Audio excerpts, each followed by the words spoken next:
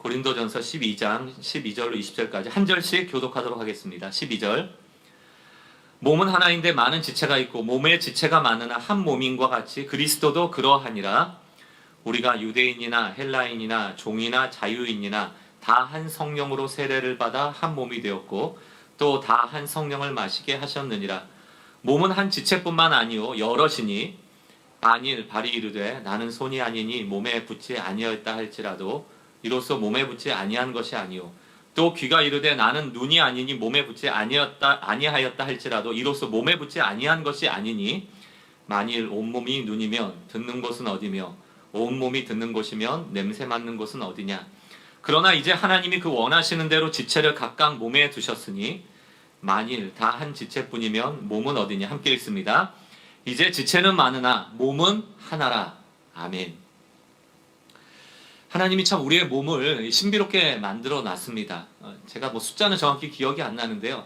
태어날 때 아기의 뼈하고 이제 자라면서 성인이 된 사람의 뼈의 숫자가 다르다고 합니다. 이게 이제 굳어져서 붙는 거죠. 그런 것도 참 신기하고요. 그 태아들 보면 뱃속에 있을 때 진짜 무슨 씨앗만 하잖아요. 그런데 그게 어떻게 이렇게 자라가지고 이렇게 큰 육중한 사람이 되는가, 이런 것도 참 신기합니다. 뭐 이목구비가 있고요, 오장육부도 있고요, 또 수많은 혈관도 있고 수많은 신경도 있습니다. 그렇게 몸이 움직여지거든요. 특히 이제 저는 이 뇌, 사실 인간의 전체 몸에 보면 부분도 작고 무게도 그렇게 많이 나가지 않는데 이 뇌 중에서도 해마라는 거 들어보셨어요? 이 해마라는 아주 뇌 중에서도 작은 부분인데 그 해마라는 부분이 아마 바다의 해마처럼 생겨서 해마라고 붙였던 것 같아요, 이름을. 근데 그게 기억장치거든요. 제 수십 년 동안의 모든 기억이 거기에 이제 저장이 된다고 합니다. 저는 20, 30년 전에 혹은 뭐 아주 어릴 때 불렀던 노래도 깨알같이 다 기억나거든요. 거기에 다 저장이 되어 있는 거예요. 너무 신기한 거예요. 양으로 보면 엄청나게 방대한 양인데 그 작은 해마라는 곳 안에 다 들어있다는 겁니다. 게다가 뇌를 흐르는 혈관 하나 막히거나 뇌로 가는 신경 하나가 잘못돼도 뇌의 기능이 멈춰져 버리거든요. 그러니까 얼마나 예민한 조직입니까? 심장도 마찬가지예요. 심장이 우리에게 피를 공급하지 않으면 우리는 뭐 살 수 없죠. 폐, 우리를 숨 쉴 수 없게 한다면, 산소가 들어오지 않는다면 우리는 뭐 살 수 없어요. 그런데 여러분 혹시 그렇게 날마다 이렇게 해마 꺼내서 보시는 분 계세요? 뇌를 열어서 이렇게 내 뇌, 막 심장을 빼가지고 나를 숨쉬게 하는 폐 하세요? 저도 제 뇌를 한 번도 본 적이 없습니다. 제 심장을 한 번도 본 적이 없고 제 폐를 한 번도 본 적이 없어요. 우리는 늘 뭘 봐요? 심장이나 폐나 뇌에 비하면 그다지 별로 쓸모없는 얼굴 뭐 기능이 있습니까 이게? 얼굴, 몸매, 거울에 비춰보면 나 해마다. 얼굴, 몸매, 살 빼야지, 화장해야지, 뭐 머리 꾸미고. 그리고 보면 중요한 건 안 보여요. 중요한 거는 보호가 돼 있습니다. 예를 들어 뇌도 우리 머리 뼈가 얼마나 단단합니까? 안 깨질 정도로 단단하게 다 갖춰져 있고요. 폐나 심장도 갈비뼈가 다 보호하고 있어요. 그럼 얼굴은 보호 안 된 거 보니까 이게 별 볼 일 없는 거예요. 이런 거, 손 이런 거 보이는 몸매 이런 거. 근데도 우리는 내가 누군가를 증명할 때 항상 보여지는 얼굴이나 몸이나 이런 거 가지고 하죠. 여러분 뇌가 소중하다고 그러면 우리 좀 뇌가 생각을 지배하고 기억을 지배한다고 그러면 좀 책도 읽고 뇌생남이라고 하는 말 참 잘 지은 것 같아요. 좀 생각을 성숙하게 만들고 뇌에 지식을 쌓고 이런 일에는 별로 관심이 없는데 이 머리카락은 그렇게 소중해요. 그죠? 뭐 염색하고 파마도 하고 돈 막 여자들 미장원 가면 얼마예요? 제가 알기로는 막 10만 원씩도 넘고 막 그러잖아요. 아니 뭐 커트하고 뭐 스타일링하고 얼마나 치장을 하는지.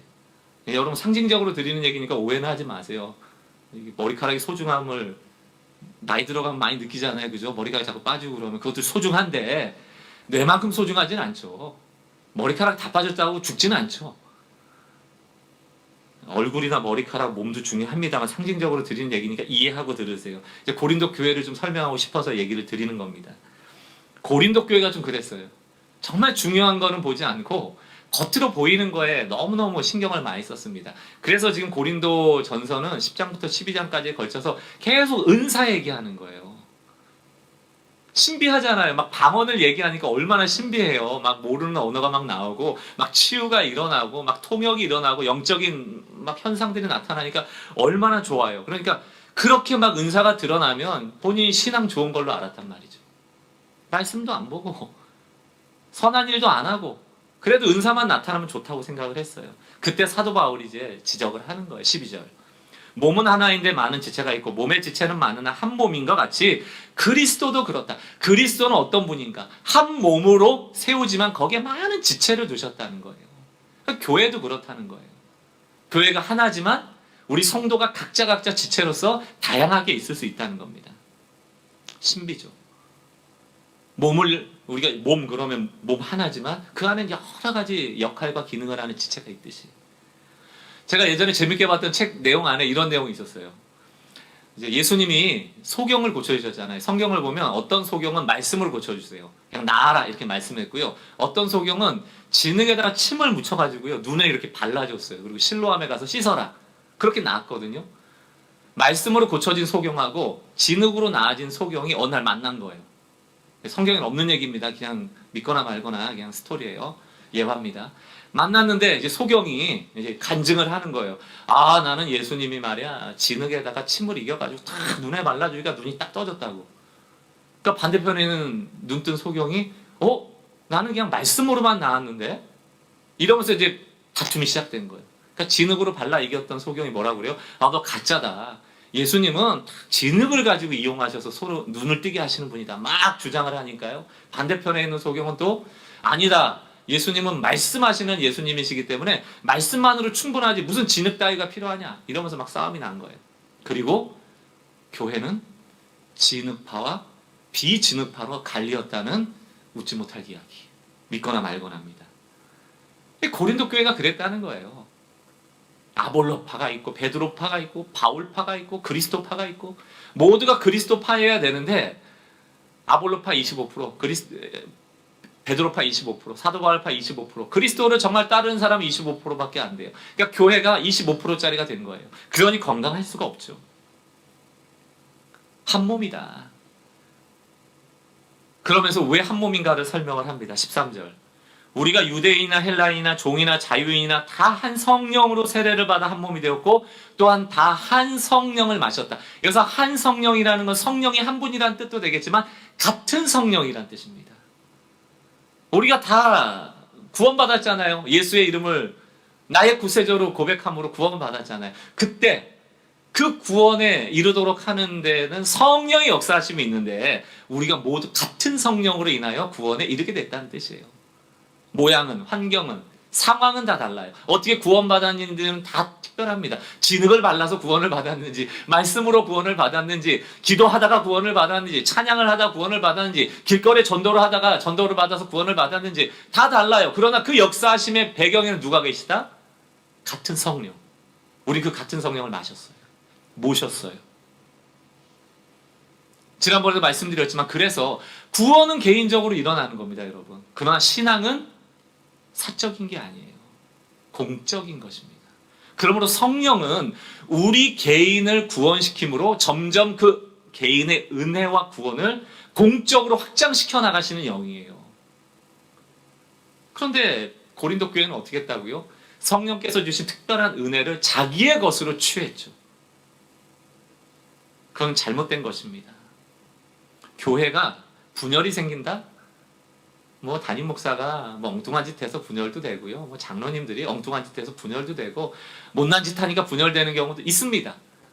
그러나 그런 아주 특별한 상황을 빼놓고 교회가 30년, 40년, 50년 오래되면서 분열이 일어나는 그 안의 형태들을 보니까 결국은 그 담임 목사가 잘못했던, 장로가 잘못했던, 어떤 개인이 잘못했던 신앙을 개인화시킬 때 문제가 되는 거예요. 다.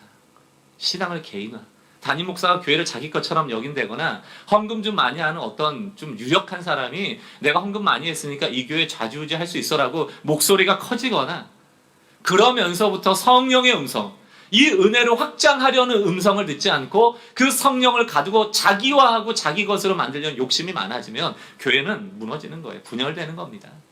로마서 8장 5절 6절. 육신을 따르는 자는 육신의 일을, 영을 따르는 자는 영의 일을 생각하라니 육신의 생각은 사망이고 영의 생각은 생명과 평안이다. 육신의 생각이 뭐겠어요? 은혜를 내 것으로만 취하려는 것, 내 욕심으로만 가두려는 것. 그게 육의 생각이죠. 영의 생각은, 성령의 생각은 너 구원받았으니까 그 구원을 전하라, 퍼뜨려라, 확장시켜라. 가정으로, 사회로, 교회 공동체로. 그게 성령이 하시는 일이거든요. 그래서 여러분, 이게 뭐 오늘 교리 시간은 아니지만 교회 다니면서 성령님이 어떤 분인가는 아셔야 될 거 아닙니까? 굉장히 방대한 양이지만 제가 세 가지만 말씀드릴게요.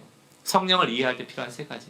첫 번째는 성령이 하시는 가장 중요한 일은 예수를 믿게 하는 일입니다. 여러분이 잘나서 믿은 게 아니에요. 여러분의 의지로 믿은 게 아니에요.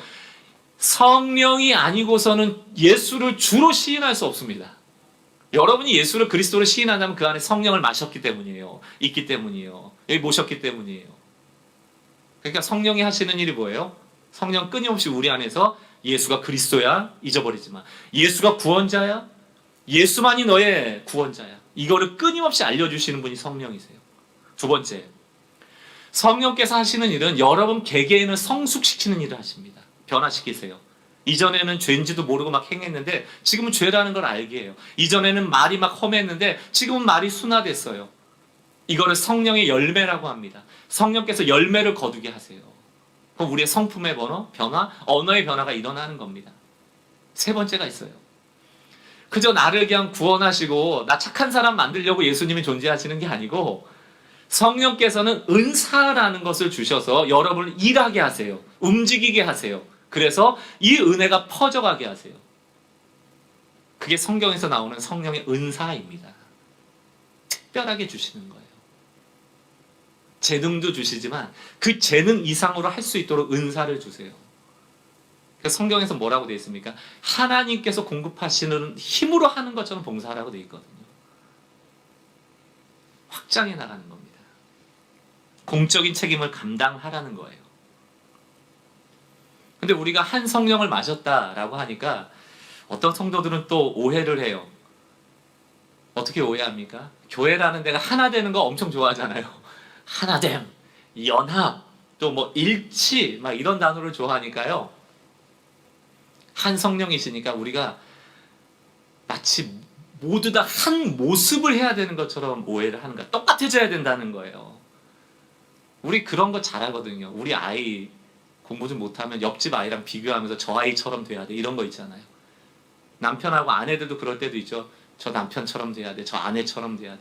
옆 사람하고 비교하면서 모두가 다 저 사람처럼 돼야 된다라고 생각하는 거. 그게 성경이 말하는 하나됨이 아닙니다. 성령께서는 각자에게 주신 은사에 따라 그 지체들이 잘 돌아갈 수 있도록 도우시는 분이거든요.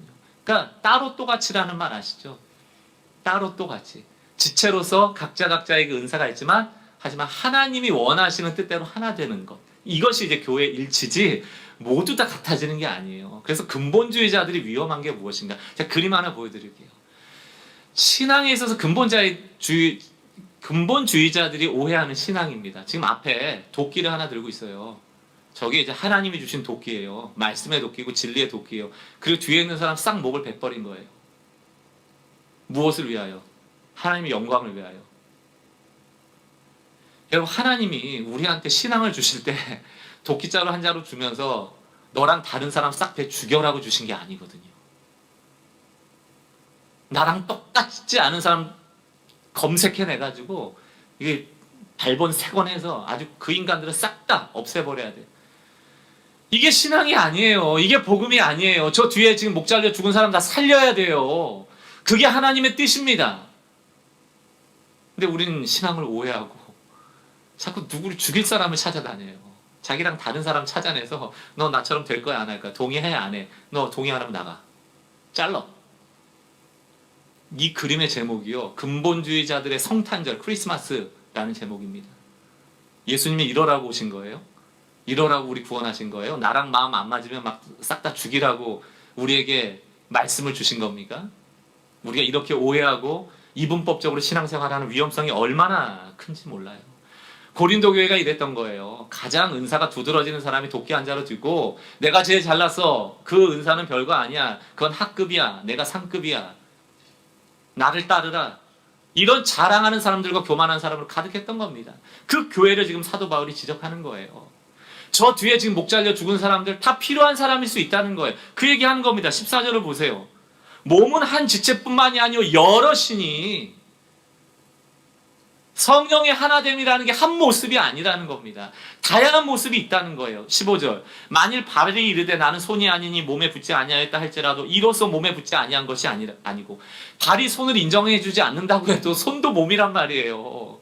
손이 발을 인정해 주지 않아도 발이 몸에 붙어 있단 말입니다.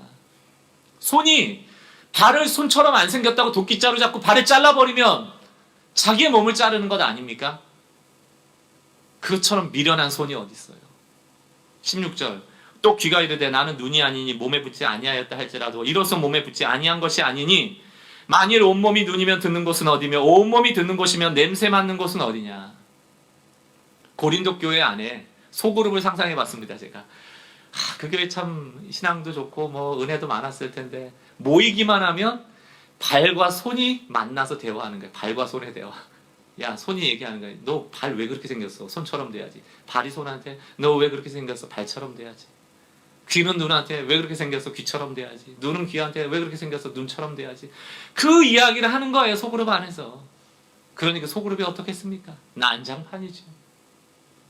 좀 더 기괴한 그림 언어로 좀 설명을 드릴까요? 뭐 우리식으로 치자면 이제 순장님이 있고 순원들이 있잖아요. 순장님이 예를 들어 손이라고 칩시다. 손. 근데 이 순장님이 순원들한테 그 얘기를 하는 거예요. 아, 교회는 다 손이라고. 그래서 손으로 이렇게 집어 먹는 거라고 음식을. 예를 들어 이렇게 얘기를 했다고 칩시다. 그러면서 발도 있고 귀도 있고 눈도 있고 그런데 눈한테 먹어보라고 하고 눈으로 막 음식을 먹으라고 그러는 거예요. 막 눈으로 그냥 넣고 발인 사람한테도 집어 먹으라는 거예요. 그러니까 발 가지고 막 음식을 막 이거 영상에 나오나 모르겠네. 이렇게 막 발로 집어 먹고 귀한테도 음식을 먹으라고 막 귀로 막 음식을 집어 넣고 얼마나 기괴해요, 여러분. 속으로 이렇게 보고 있는데 내가 객관적으로 막 사람이 음식 앞에서 누구는 손으로 먹고 누구는 막 귀로 먹고 누구는 눈으로 먹고 누구는 발로 먹고 있어요. 근데 순장님은 너무 좋은 거예요. 드디어 다 먹고 있구나. 다 손처럼 하고 있구나. 하나됨, 일치, 연합. 우리 소그룹은 최고야. 과연 최고일까요? 그게 성령이 바라시는 바일까요? 너무 기괴하죠. 그게 고린도 교회였다는 것입니다. 성령을 잘 모르는 거예요. 하나님께서는 각자에게 은사를 주시고 지체로서 일하게 하시는데 한 성령이라고 하니까 자기처럼 돼야 된다고 오해를 하는 것이죠. 갈라디아서 5장 16절.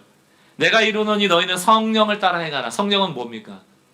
구원하시고 그 한 사람 한 사람을 선하게 바꾸신 다음에 은사를 통하여 각자의 영역에서 확장할 수 있도록 은혜 주시는 분인데 성령을 따라 행하라. 그리하면 육체의 욕심을 이루지 아니하리라 했는데 성령을 안 따르니까 손인 사람이 모두를 손으로 만드는 욕심을 부리기 시작하는 거예요.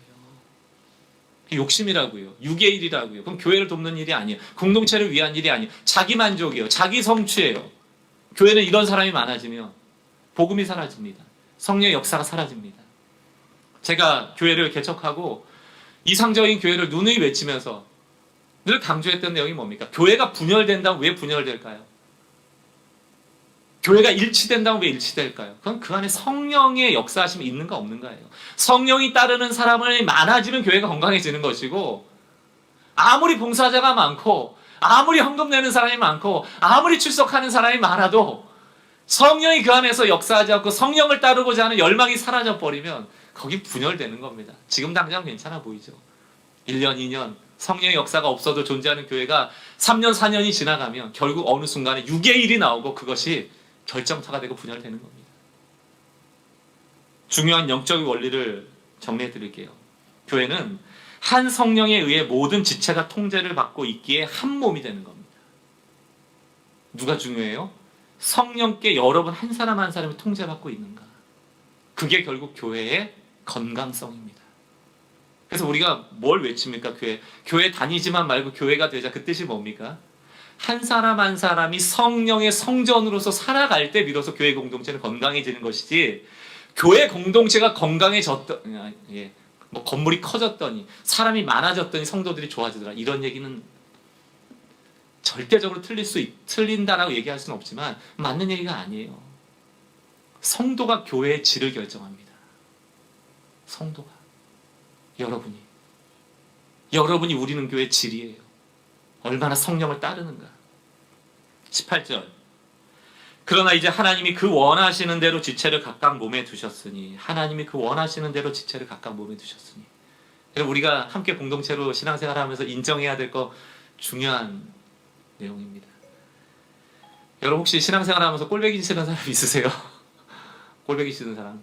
저 인간만 좀 교회 나갔으면 좋겠다. 아마 우리 교회는 없는 것 같아요. 그런 게 있으면 바로바로 이제 담임 목사 귀에 들려지는데 5년 동안 그런 얘기가 진짜로 한마디도 저한테 안 들어왔어요.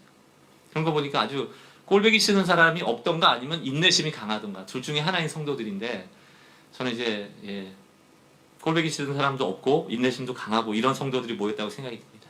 근데 우리가 기억해야 될 게 뭐냐면, 이렇게 지체로 이렇게 각자가 이렇게 왔는데 여기에 보이지 않는 손이 있더라는 거예요. 이 사람들을 여기 앉혀놓는 데 있어서 주관하고 계시는 분이 계시다는 거예요. 이게 18절이에요. 하나님이 그 원하시는 대로 지체를 두셨다라는 것을 믿으셔야 돼요. 하나님이 우리는 교회에 원하시는 대로 지체와 성도를 보내셨다는 걸 믿으셔야 돼요. 그 성도, 그 은사를 가진 자를 보내셨다는 걸 믿으셔야 돼요. 인정하셔야 돼요. 쓸모없는 자가 없어요. 그래서 19절 보세요. 만일 다 한 지체면 몸은 어디냐? 20절. 이제 지체는 많으나 몸은 하나라. 21절. 눈이 손더러 내가 너를 쓸데없다 하거나 또한 머리가 발더러 내가 너를 쓸데없다 하지 못하리라. 왜? 왜 우리가 성도를 보면서 저 성도는 쓸데없다라고 말할 수 없죠? 하나님이 그 원하시는 대로 두었기 때문이에요. 여러분 이 믿음이 있으십니까? 공동체 안에 이 믿음이 작동돼야 돼요. 분열되는 공동체는, 성령이 없는 공동체는, 이 진리를 인정하지 않는 공동체는 늘 지적하죠. 저 사람만 없으면 좋겠어. 저 사람은 왜 교회 오는지 모르겠어. 저 사람은 너무 쓸모가 없어. 그냥 교회만 왔다 갔다 해. 그런 얘기 하지 마시라고요. 그게 고린도 교회의 병폐였는데 우리가 그 병폐를 왜 닮아가야 되겠습니까? 저는 지금도 기억하는 이 본문을 볼 때마다 기억나는 이야기가 있어요. 제가 고등학교 2학년 때입니다. 그 당시에는 이제 중고등부가 같이 수련회를 많이 갔어요. 그리고 이제 고3들은 공부해야 된다고 보통 임원들을 고2가 했습니다. 제가 그때 이제 임원이었어요. 뭐 이제 그 수련회 장소도 답사를 갔다 오고, 그때는 뭐 지금같이 에어컨이 있습니까? 뭐가 있습니까? 그냥 막 선풍기 한 대 놓고 바글바글 모여서 뭐 학교 같은 데서 대충 자리 깔고 자고 막 이랬잖아요. 답사도 갔다 오고, 그리고 이제 수련회 학생들이 한 100여 명 이렇게 좀 갔습니다. 갔는데 3박 4일 수련회인데 마지막 날 저녁 집회가 얼마나 중요해요. 그래서 그 집회 저는 아주 그 좀 은혜롭게 끝났으면 좋겠다 하는 마음을 가지고 있는데, 임원 중에 한 사람이 저녁 집회를 안 들어오고 자꾸 캠프파이어 준비하는 거예요. 밖에 나가서 막 나무를 멋지게 쌓고요. 그냥 불 붙이면 되는데 건물 끝에다가 이게 줄을 매달아 가지고 불을 그 위에서 떨어뜨리겠다는 거예요. 그래서 싹 떨어져서 나무에 탁 붙어서 팍 이렇게 올라오게.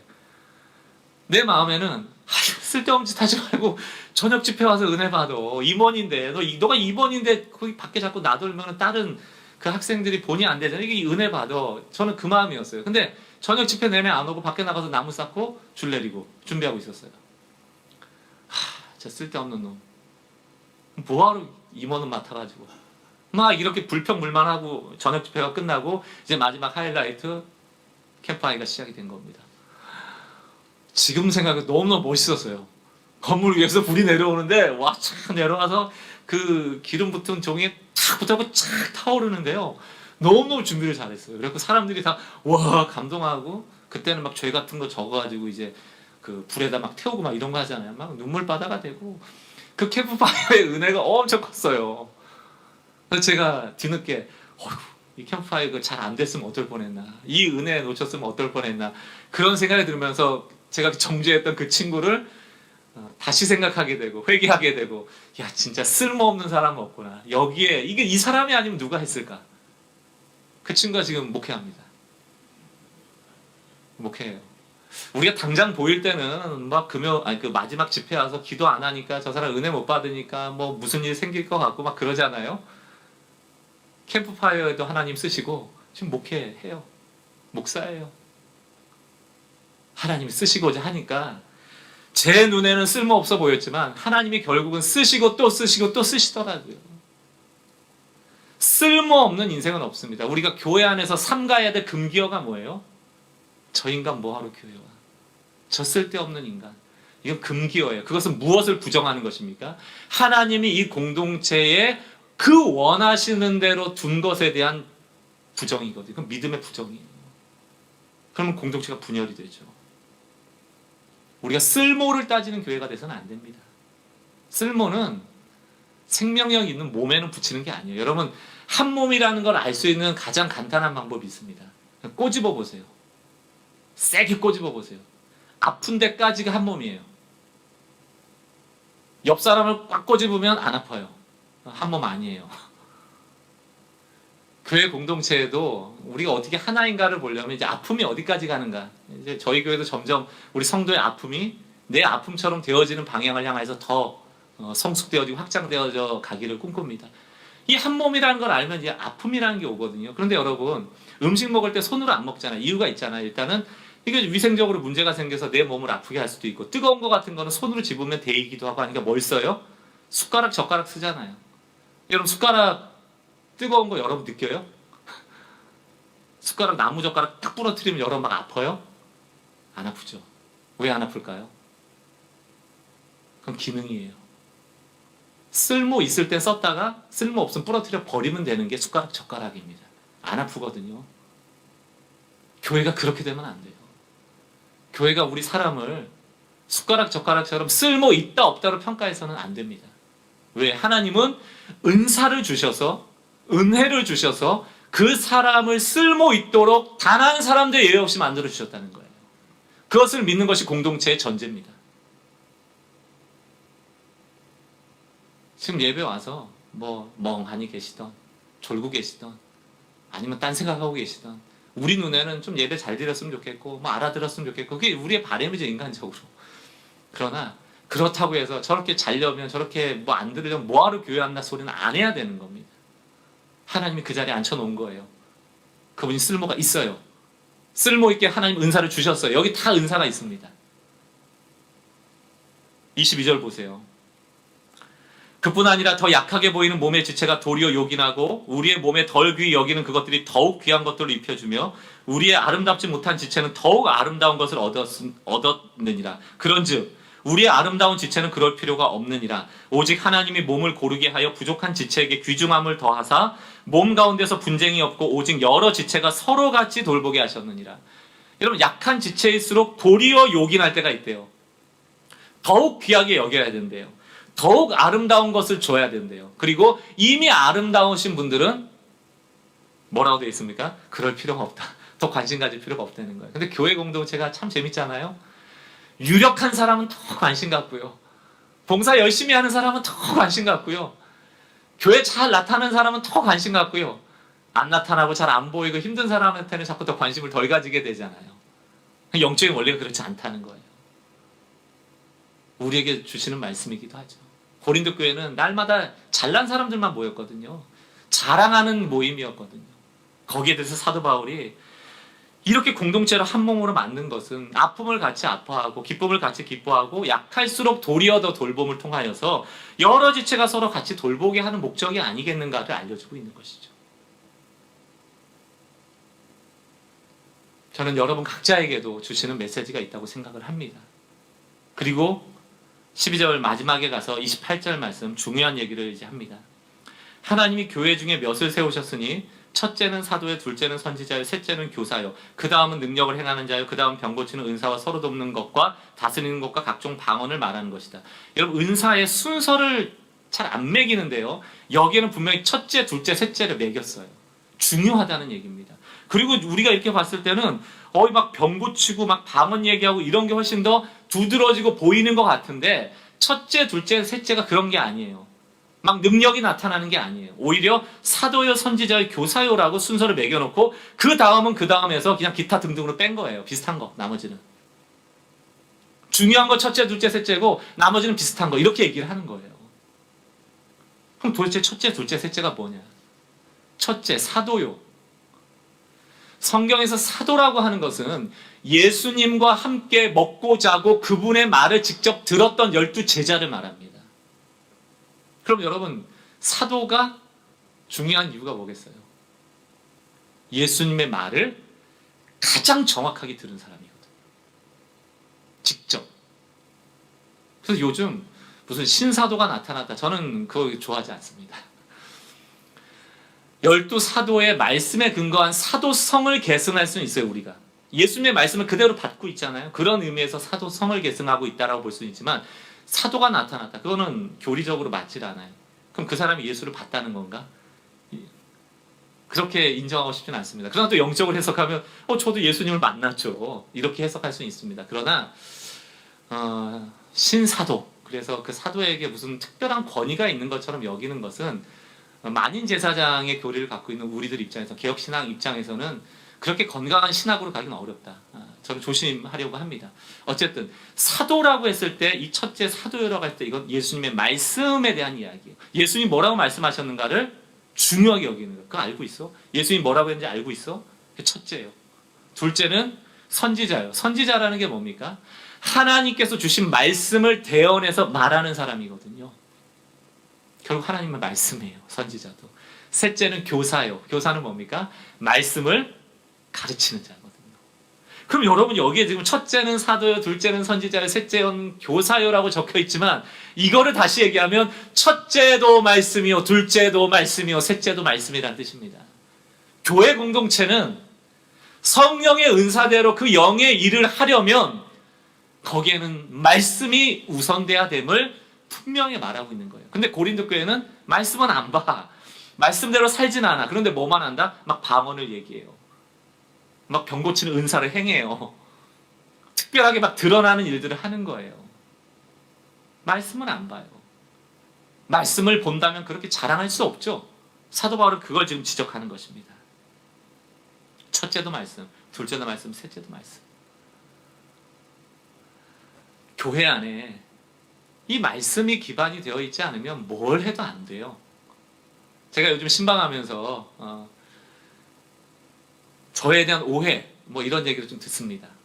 변명을 막 하고 싶지는 않습니다. 그렇게 또 보여질 수도 있고, 그러나 이제 좀 공식적으로 변명이라기보다 해명, 제 나름대로 해명을 좀 하고 싶은 거 있습니다.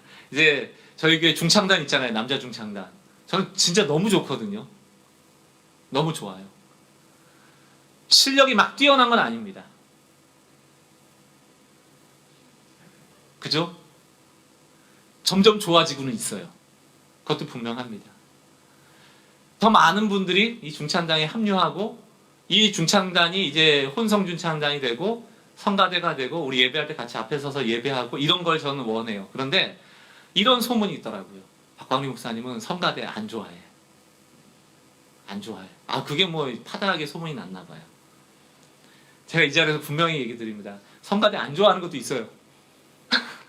제가 옛날에 큰 교회에 있어 보니까요. 다 그런 건 아닌데 성가대원이 한 7, 80명 가까이 되는 성가대를 제가 4개 성가대를 맡았으니까 300명 됐죠. 거기 오케스트라 한 20명씩 해서 한 80명, 100명. 거기에 찬양팀 5개 팀이 있었으니까 싱어 밴드까지 하면 거기도 한 100여 명 모았어요. 그럼 한 300명 이상이 되거든요. 그렇게 인원만 해도. 제가 이렇게 거기서 그 성가대 찬양팀 이렇게 담당자로 있어 보니까요. 이런 생각이 들더라고요. 저 찬양을 하나님 받을까? 이런 생각이 좀 들었어요. 물론 이제 오늘 설교처럼 쓸모없다, 쓸데없다 이런 얘기를 하려고 하는 건 아니에요. 왜 저분은 꼭 성가대 하려고 할까? 여기에 대한 의구심이 들기 시작하는 거예요. 어떤 경우에는요, 성가대에 이렇게 찬양하고 있으면 예배 끝나고 불이 나게 연락이 와요. 목사님, 저 성가대원 중에 저 사람 이런 일 행한 사람인 거 아세요? 저 사람이 어떻게 저 자리에서 하고 성가를 합니까? 저는 성가대 할 때 정말 저 성가대 귀를 막습니다. 안 들으려. 이런 경우도 있어요.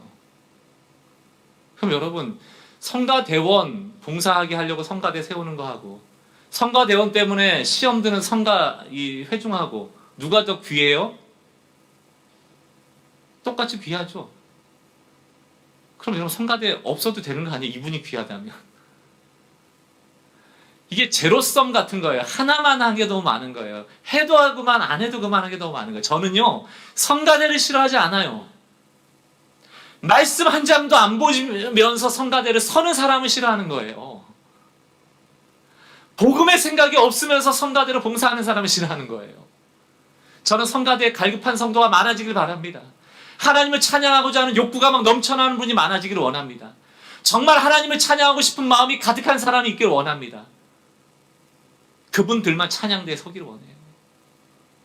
그런 분이 하는 성가대를 원해요. 우리 중창팀에게 원합니다. 노래 잘하라고 요구하지 않아요. 화음 맞추라고 요구하지 않아요. 여러분들이 그 가사 하나하나를 부를 때 하나님을 찬양하는 성가대가 되면 됩니다. 상관없어요. 전문성은요, 전문가 한 3명만 들어오면 끝나요. 아마추어 가지고 맨날 화음 맞춰봐야 안 되고요. 정말 실력을 요구한다면 신앙 좋은 전문가 들어오면 깔끔하게 해결됩니다. 중요한 건 뭡니까? 전문가가 없어서 문제가 아니고 하나님을 찬양하는 마음이 없는 사람이 더 문제죠. 저는 3년, 5년, 10년이 지나가면서도 여러분들이 그 마음 갖기를 원하는 겁니다. 그냥 예전에 봉사했으니까 성가대 여기 있었으면 좋겠어, 그 봉사하게가 아니고 정말 하나님을 찬양하고 싶은 마음이 너무 강한데, 목사님 정말 그런 찬양대 하나 있으면 좋겠어요. 그런 사람 나오면 당장 성가대 세웁니다. 그 사람이 깃발을 들어주세요. 일평생 복음으로만 찬양할 분이 깃발을 들어주세요. 전폭 지원하겠습니다. 식당 봉사를 전 싫어하는 게 아니에요. 식당 봉사에 칼을 휘두르는 그 주방 팀장 권사님을 싫어하는 거지. 성경 한 절 안 보면서, 복음적으로 사람을 보지 않으면서 칼자루 하나 들고 휘두르는 그 권한을 왜 줘야 됩니까? 저는 밥을 좋아해요. 그러나 교회는 밥을 먹어야 되는 것은 아닙니다. 제가 식당 봉사 같이 하자고 이렇게 제안이 왔을 때 그렇게 하시라고 했던 중요한 이유는요, 교회는 밥 먹어야 되기 때문이 아니에요. 그분이 하신 그 결정적인 이야기가 있었기 때문에 거기 동의한 겁니다. 목사님, 저희 교회는 예배만 드리고 그냥 가니까 같이 앉아서 교제할 수 있는 시간이 필요한데 그런 기회가 좀 필요한 것 같아요. 식사를 하면 아무래도 밥도 떠오고 같이 자리에 앉아서 밥도 먹고 이러면 서로 이야기 나눌 수 있고 좀 이게 관계 맺을 수 있는 좋은 이런 시간이 될 것 같습니다. 마다할 이유가 없죠. 밥을 먹는 목적이 서로 교제하고 그 안에 서로 관계를 맺고 알아가고자 하는데 그것만큼 교회가 해야 될 일이 어디 있습니까? 당장에 주방 구하고 밥 먹읍시다. 얘기한 거죠. 그게 맞는 것 아닙니까? 목적이 없어졌는데 그 봉사자 한 사람 열심 내라고 봉사를 주는 게 맞습니까? 저는 이제 10년 정도 남았어요. 여러분, 이제 5년 왔고요. 제 나이로 치면 이제 10년 있으면요, 저도 힘이 없어서 목회 못합니다. 그리고 나이 들면 엉뚱한 짓 하기 때문에 빨리 내려놔야 돼요. 그럼 저는 10년 동안 뭘 이루겠어요? 성취하겠어요? 뭘 이런 목적을 향해서 이것만큼은 해야지 하는 게 뭐 있겠습니까? 근데 제 마음에 꺼지지 않는 불이 하나 있다면 그거는 우리는 교회가 존재하는 동안, 그리고 제가 여기서 담임을 하는 동안 한 가지, 이 교회의 기초를 복음으로 놓겠다. 아주 강력한 콘크리트로 복음을 가득 채워놓을 거예요. 누구도 흔들 수 없도록. 그리고 그 위에 무엇이 쌓여져도 흔들리지 않도록 저는 10년 동안 복음을 외치고 복음을 말할 겁니다. 봉사로 세워지고 인간의 관계로 세워지는 곳 교회는 이상하게 복음이 안 심겨지더라고요. 복음이 동작을 안 하더라고요. 그러나 복음이 콘크리트처럼 강한 교회는 10년, 20년, 30년 주님이 오시는 그때까지 복음의 근거에서 왜 이것을 해야 되는지를 말하게 될 것이고 거기에 합당한 일들을 해나가게 될 것이고 교회는 건강성을 유지할 수 있다고 저는 믿습니다. 제 다음 2대, 3대 목사가 와서 관계성이 좋은 분이 더 여러분들을 세심하게 신방도 하고 아픈 것을 만져주실 분도 있겠죠. 그 다음에 또 오시는 분은 어떤 프로그램을 잘 하시는 분이라서 여기저기 양육하고 훈련하는 프로그램들을 통해서 또 이 교회를 세울 수 있는 분이 오시겠죠. 그러나 그 모든 프로그램이, 그런 봉사가, 그런 섬김이, 그런 위로가 복음의 콘크리트 위에서 되지 않는다면 그것은 자기 욕심을 취하는 일로 반드시 변질되게 돼 있거든요. 저는 그런 목사로 끝내고 싶지 않습니다. 제가 목회를 마치는 동안 제가 듣고 싶은 평가는 저 인간은, 저 목사는 맨날 복음만 외치다가 결국 맞춰지는구만, 이런 소리 듣고 싶어요. 여러분도 마찬가지입니다. 우리 교회 오셔서 5년 동안 또는 뭐 짧게는 1년, 2년 계신 분들 힘드신 거 압니다.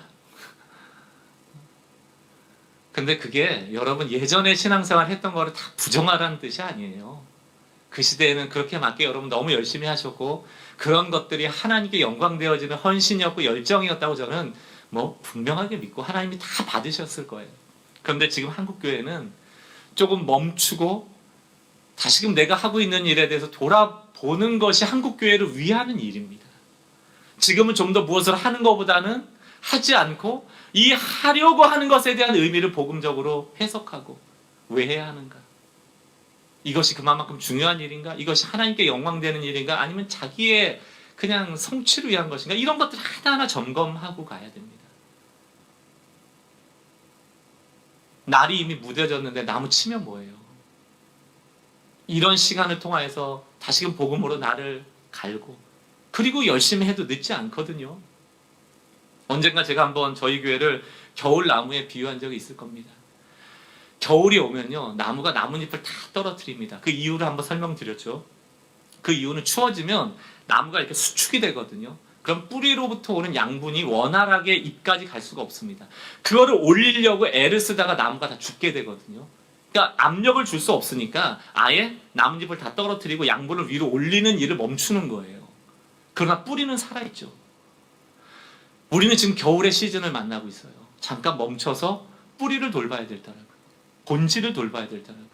그게 몇 년이 지날지 모릅니다. 여러분이 아마 박광림 목사님 또 이 교회가 한 2, 3년 본질을 외치고 이제 3, 4년 지나고 나면 또 이런 일도 하지 않을까 기대하셨던 분들은 아마 이 본질을 추구하는 일이 좀 더 장기전으로 가는 것 때문에 괴로우신 분도 계실 수 있어요. 그러나 이게 10년, 20년이 걸릴지도 몰라요. 바벨론 포로처럼 70년이 걸릴지도 모릅니다. 그러나 겨울이라고 인정한다면 뿌리에 집중해야 되고 이파리는 잠시 떨어져야 되는 거예요. 그러나 하나님이 봄이라는 시즌을 다시 주고 온도가 올라가며 그 팽창력이 생기면서 양분, 뿌리만 살아있다면 그 양분은 반드시 나무 위로 올라오게 되고 잎사귀가 자라나게 되고 가을이 되면 열매를 맺게 될 거예요. 저는 지금은 열매를 거두는 시즌은 아닌 것 같아요. 다 내 영혼을 돌봐야 됩니다. 내 뿌리를 돌봐야 됩니다. 나에게 복음이 있는가? 이 교회 가운데 이 공동체가 무엇에 근거해서 생존하고 있는가? 나는 왜 그것을 그토록 원하고 있는가? 7, 8월 영적 성장 프로젝트로 비프 합니다. 이번에는 좀 여러분들한테 의견도 안 묻고 저희 부교육자들한테도 의견도 안 묻고 제 생각대로 좀 추진을 하려고 해요. 옛날 같으면은 그 성경 통독 하실 분 신청하세요. 뭐 아침마다 성경 보실 분 신청하세요. 이렇게 했는데 이번에는 저 카카오톡 플러스 친구로 아마 이번 주 중에 공지가 나갈 텐데 이렇게 나갈 겁니다. 안 하실 분만 표시하시라고. 매일 성경 통독 안 하실 분만 체크하십시오. 찍히는 거죠. 이제 명단 나오면 아유 이 인간 정말 네 알아봤어. 찬양팀 중에 나오면 이제 성경도 안 보면서 찬양팀 한다고 이제 아니 이제 그런 쓸모없는 사람은 없죠. 그런 것 때문에 그러는 게 아니고 제가 곰곰이 생각을 해봤어요. 자발성도 좋고 우리 교회가 그런 게 강점 아니에요. 자유함도 좋은데 기본적으로 먹어야 될 게 있더라고요. 저희 아이 키우면서 우리 할머니들 보면 그러잖아요. 애들이 야채 잘 안 먹으면 어떻게 해요? 밥 안에다 숨겨요. 그리고 억지로 먹여요. 한 숟갈이라도 먹게 해요. 그게 왜 그럴까요? 그거 먹어야지 건강해지니까. 여러분 애들이 배고프다고 그러는데 먹지 마 그러고 밥 안 주는 부모가 있습니까? 억지로라도 한두 숟갈 떠 먹여서 애가 잘할 수 있게 하잖아요. 그런 것처럼 약간 떠 먹여야겠다. 강제적으로 입에 좀 넣어야겠다. 그게 말씀이라면 이거는 반드시 필요한 것 같다.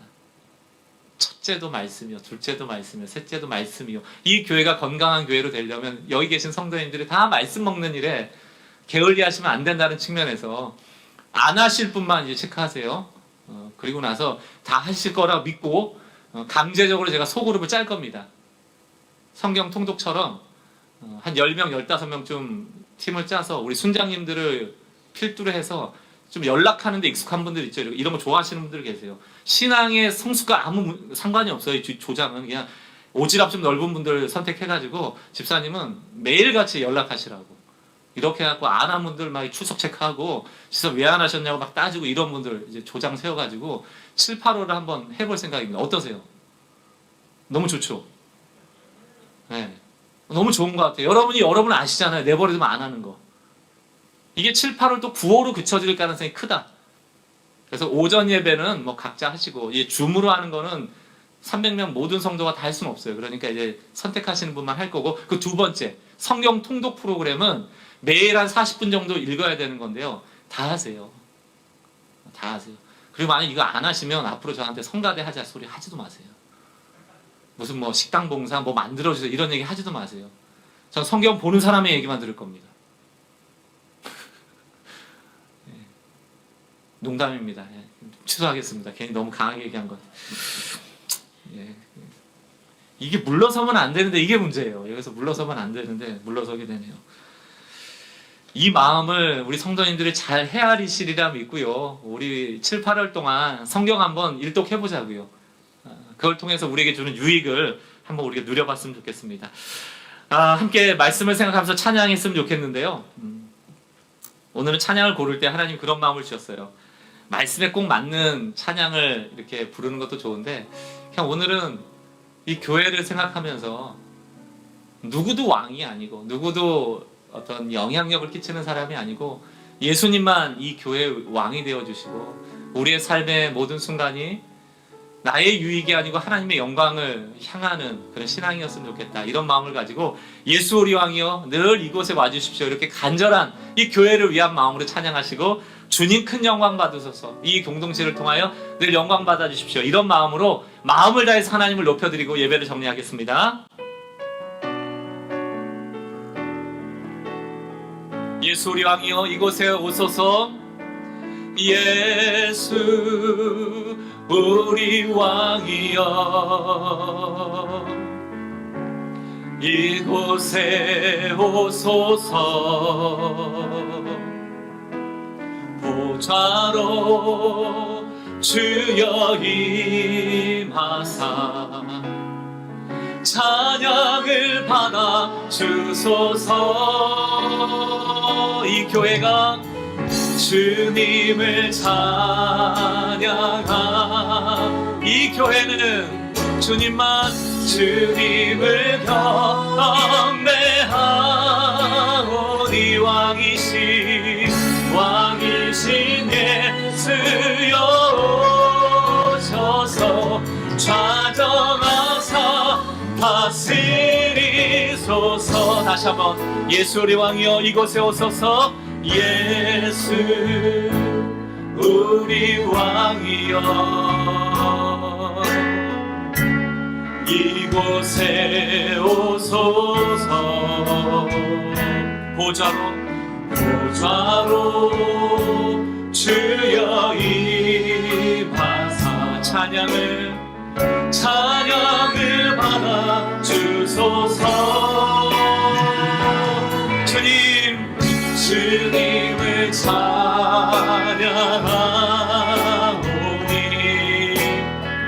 주님을 경배하오니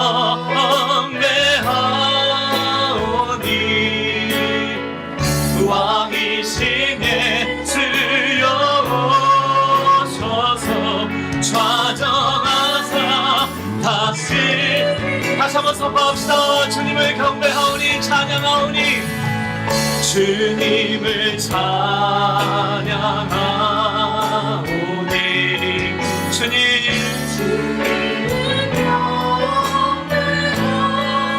왕이신 예수님 왕이신 예수여 오셔서 좌정하사 다스리 존귀와 모든 영광과 존귀와 능력 우리를 통하여 주님만 받으소서.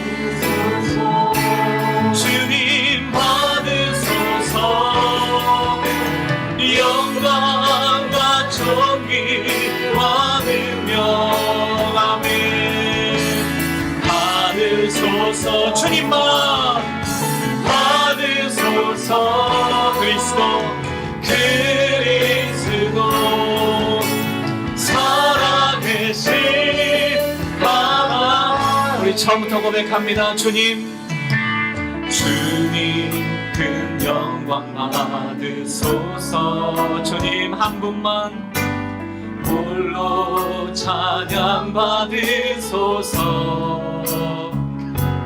모든 이름 위에 뛰어난 그 이름 온 땅과 하늘이 다 찬양해. 우리는 날마다 겸손하게 우리 무릎 꿇고 주 이름 앞에 영광 돌리세. 모두 절하세 독생자의 오직 주님께만 찬양 드리리. 아멘.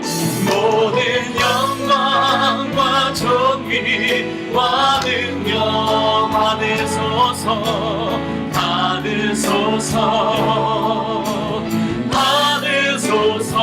영광과 존귀와 능력 받으소서. 주님 다시 한번 영광과 존귀와 능력 주님 홀로. 주님 받으소서. 영광과 존귀와 능력 받으소서.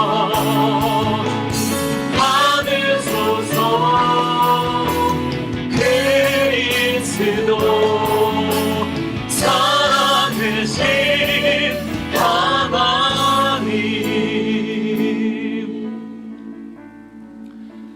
우리 시간 기도할 때 하나님께서 그 원하시는 대로 지체를 두셨음에 대한 믿음을 고백하십시오.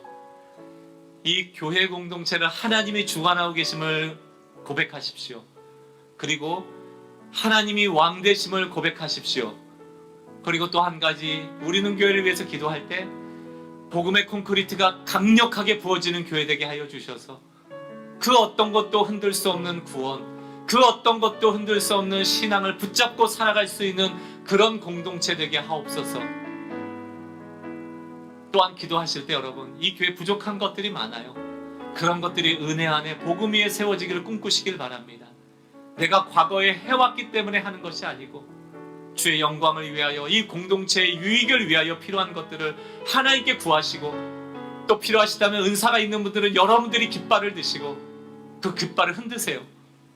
그러면 거기에 필요한 자원과 사람들이 붙여질 것이고 가장 아름답게 그 일을 해내실 수 있을 겁니다. 선교의 은사가 있는 분들 계세요? 찬양의 은사가 있는 분들 계세요? 식당 봉사의 은사가 있는 분들 계세요? 교사의 은사가 있는 분들 계십니까?